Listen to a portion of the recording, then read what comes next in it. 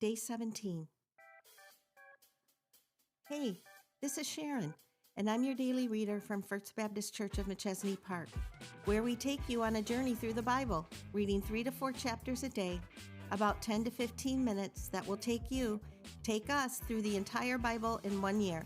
I'm excited to read this for you, and I'm ready to go on this journey, maybe for the first time, or maybe the next time, to read through God's Word to mankind, the Bible, together. So join us in this journey through the Bible as the events unfold throughout time. Day 17. Day 17. Job chapter 1, verse 1. There was a man in the land of Uz whose name was Job, and that man was blameless and upright, one who feared God and turned away from evil. There were born to him 7 sons and 3 daughters. He possessed 7,000 sheep, 3,000 camel, 500 yoke of oxen, and 500 female donkeys, and very many servants, so that this man was the greatness of all the people of the East. His sons used to go and hold a feast in the house of each one on his day, and they would send and invite their 3 sisters to eat and drink with them. And when the days of the feast had run their course, Job would send and consecrate them, and he would rise early in the morning and offer burnt offerings according to the number of them all. For Job said, "It may be that my children have sinned and cursed God in their hearts." Thus Job did continually. Now there was a day when the sons of God came to present themselves before the Lord, and Satan also came among them. The Lord said to Satan, "From where have you come?" Satan answered the Lord and said, "From going to and fro on the earth, and from walking up and down on it." And the Lord said to Satan, "Have you considered my servant Job, that there is none like him on the earth, a blameless and upright man who fears God and turns away from evil?" Then Satan answered the Lord and said, "Does Job fear God for no reason? Have you not put a hedge around him and his house and all that he has on every side? You have blessed the work of his hands, and his possessions have increased in the land. But stretch out your hand and touch all that he has, and he will curse you to your face." And the Lord said to Satan, "Behold, all that he has is in your hand. Only against him do you stretch out your hand." So Satan went out from the presence of the Lord. Now there was a day when his sons and daughters were eating and drinking wine in their oldest brother's house. And there came a messenger to Job and said, "The oxen were plowing and the donkeys feeding beside them, and the Sabeans fell upon them and took them and struck down the servants with the edge of the sword, and I alone have escaped to tell you." While he was yet speaking, there came another and said, "The fire of God fell from heaven and burned up the sheep and the servants and consumed them, and I alone have escaped to tell you." While he was yet speaking, there came another and said, "The Chaldeans formed 3 groups and made a raid on the camels and took them and struck down the servants with the edge of the sword, and I alone have escaped to tell you."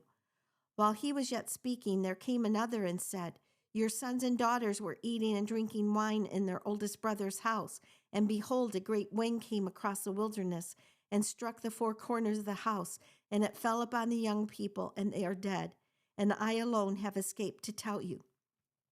Then Job arose and tore his robe and shaved his head and fell on the ground and worshipped, and he said, "Naked I came from my mother's womb, and naked shall I return.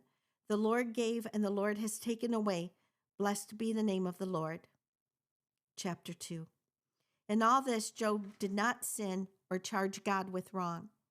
Again, there was a day when the sons of God came to present themselves before the Lord, and Satan also came among them to present himself before the Lord.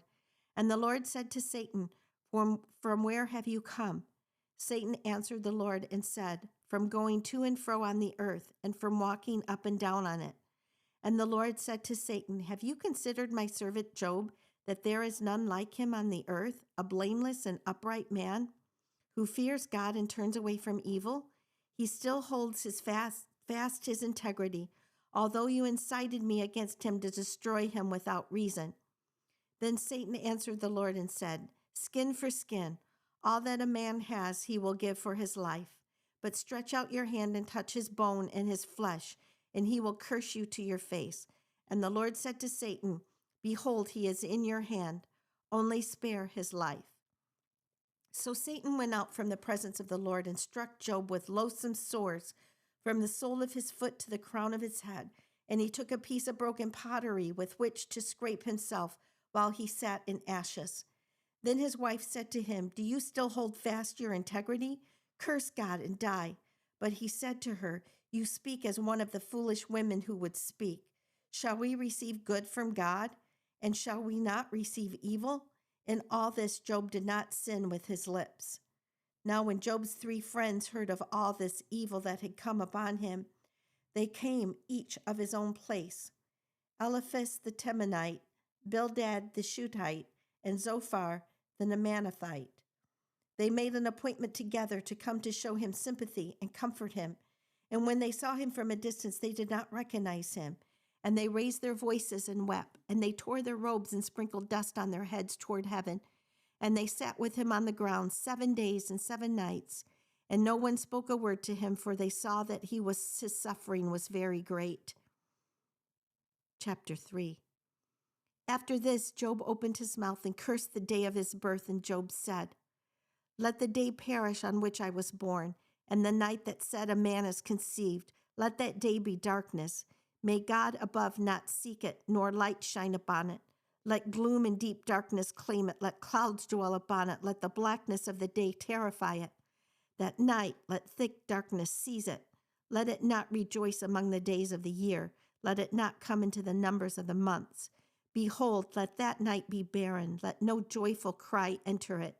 Let those curse it who curse the day, who are ready to rouse upon Leviathan. Let the stars of its dawn be dark. Let it hope for light, but have none, nor see the eyelids of the morning, because it did not shut the doors of my mother's womb, nor hide trouble from my eyes. Why did I not die at birth, come out from the womb and expire?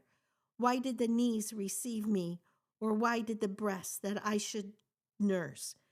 For then I would have laid down and been quiet. I would have slept, that I would have been at rest with kings and counselors of the earth, who rebuilt ruins for themselves, or with princes who had gold, who filled their houses with silver. Or why would I not, as a hidden stillborn child, as infants who never see the light? There the wicked cease from troubling, and there the weary are at rest. There the prisoners are at ease together. They hear not the voice of the taskmaster. The small and the great are there, and the slave is free from his master. Why is light given to him who is in misery, and life to the bitter in soul, who long for death, but it comes not, and dig in it for more than hidden treasures, who rejoice exceedingly and are glad when they find the grave? Why is light given to a man whose way is hidden from God, who has hedged in? For my sighing comes instead of my bread, and my groanings are poured out like water. For the thing I fear comes upon me, and what I dread befalls me. I am not at ease, nor am I quiet. I have no rest, but trouble comes.